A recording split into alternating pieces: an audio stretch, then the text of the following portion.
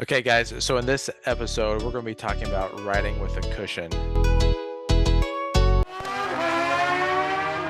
Anyways, you're in my cushion and protection right now. We want to have the ability to ride crazy fast because we know that's safer. We're going to get into that in detail, why that's the case. We've talked about this a lot, and we've ridden with people that have greater abilities than us and also less. And, we're always learning. This is, like we talked about earlier, a skill tree. There's so many aspects of riding, braking, swerving, cornering, riding in traffic, riding on the track. So there's so many aspects of riding that's why it's enjoyable. So, like a puppet show, but much more enjoyable. We can always focus on something, but in general, being able to do something faster, we call that a cushion. It's something that we talk about, like you said, we talk about it regularly when we're riding. It's important to not be operating at 100% of your ability. I think that the worst you can say about him is that basically he's an underachiever.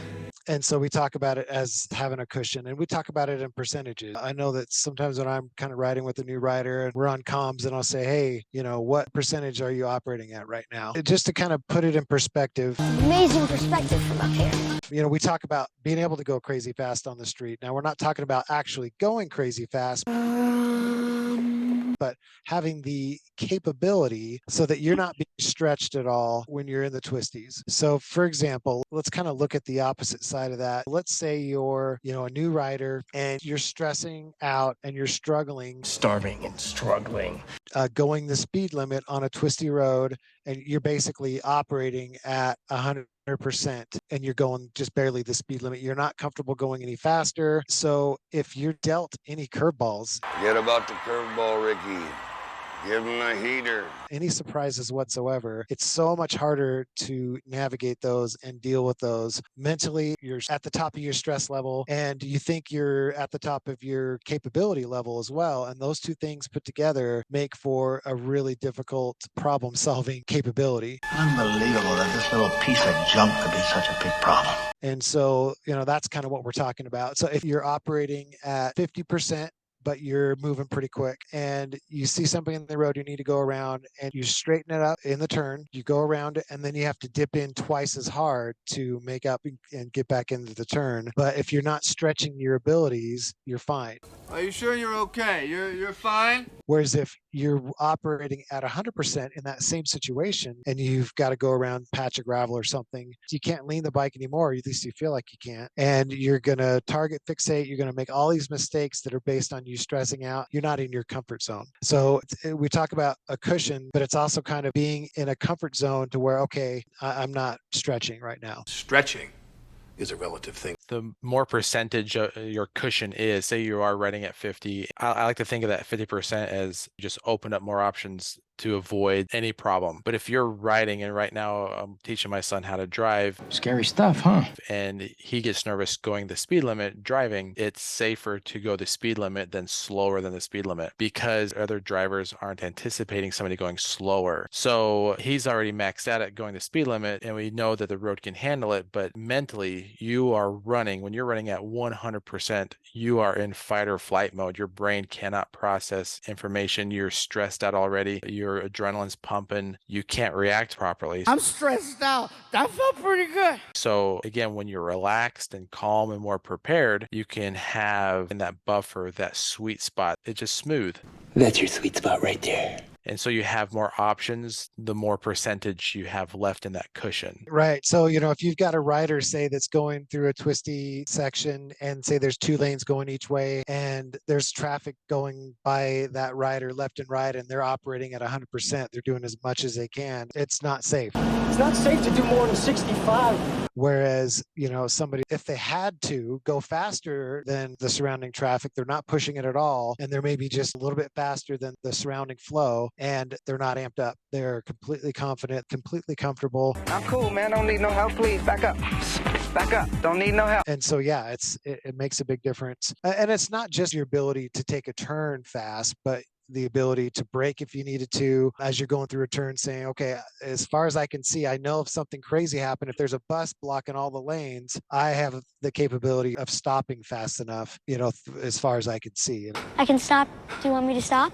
All those things come into play, but it's something that I think is really one of the more important things that, especially as a new rider, should be thinking about is, am I operating at 100%? How much of a cushion do I have right now to deal with any surprises? The best kind of prize is a surprise. Yeah, I think one thing, going along when you're self-internalizing that question and asking yourself, okay, when I'm riding, if you say, yes, I'm riding at 100% of my comfort level and you are actually going slower than the speed limit, then we need to start looking at, okay, what classes are out there? How can I increase my ability in a safe way and push that limit to be able to create a larger cushion? We're always trying to create a larger cushion as we're increasing our ability to do things. And that's how we increase our cushion. We have to study. We have to look at, okay, what am I weak at?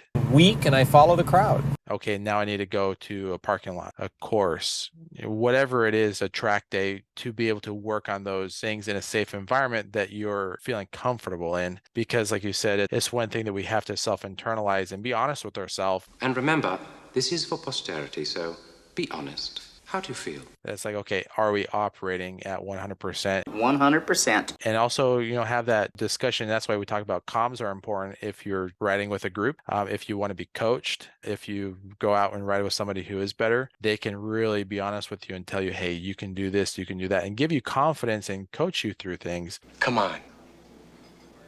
Coach me. Because I know when you're trying something new, you're always nervous. You don't want to wreck your new bike. You don't want to crash and hurt yourself. Nobody wants to do that, but you have to push that limit. When you start feeling uncomfortable, push it just a little bit, because that's where the brain rewires itself and you start pushing that envelope. But if you're always riding in your comfort zone, you're not going to grow and improve. You have to push that a little bit, but in a safe way. I was thinking today that maybe I would just kind of ease into it. Right. And so, this whole conversation obviously begs the question, well, if it's not a good idea to be riding on the road at 100%, how do you grow and learn? And, obviously we're big fans of doing a track day. I feel like the first track day or two is worth so much experience. I feel like my first track day, I learned more that day than I had a couple of years of riding. That's what I've learned before that. And that's a controlled environment. Not everyone has the ability to do that. So there are other ways to kind of get some of that experience, practicing in a parking lot and doing, like, for example, like moto jitsu drills. You can even practice knee down stuff in a parking lot. Get down on your knees and tell me you love me. On your knees? I love you.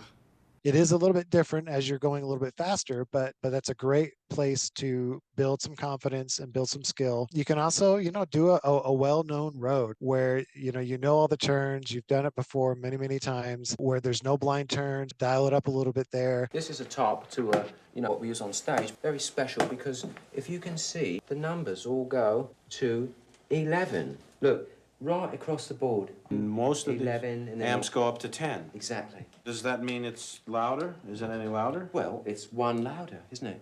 It's not 10. You see, most blokes, be playing at 10. You're on 10 here, all the way up, all the way up, yeah. all the way up. You're on 10 on your guitar. Where can you go from there? Where? I don't know. Nowhere, exactly. What we do is, if we need that extra push over the cliff, you know what we do? Put it up to 11. 11, exactly. One louder. Why don't you just make 10 louder and make 10 be the top number and make that a little louder? These go to 11. Ride up the road, make sure it's clear, make sure everything's good, come back, the same way, and kind of do the same stretch over and over. And you can practice in a safer way there. Again, you want to be really careful when you're operating at 100% on the street. Talking about the track day, and that's why I enjoyed it so much, is because all I had to worry about was myself, the bike's ability, and there's no oncoming traffic, there's nothing in the road. And so it was mentally more relaxing, so I could really hone in on those things that matter to my ability. Hey guys, thanks for hanging out. Part 2 is coming at you next week, so go ahead and like and subscribe, and we'll see you then.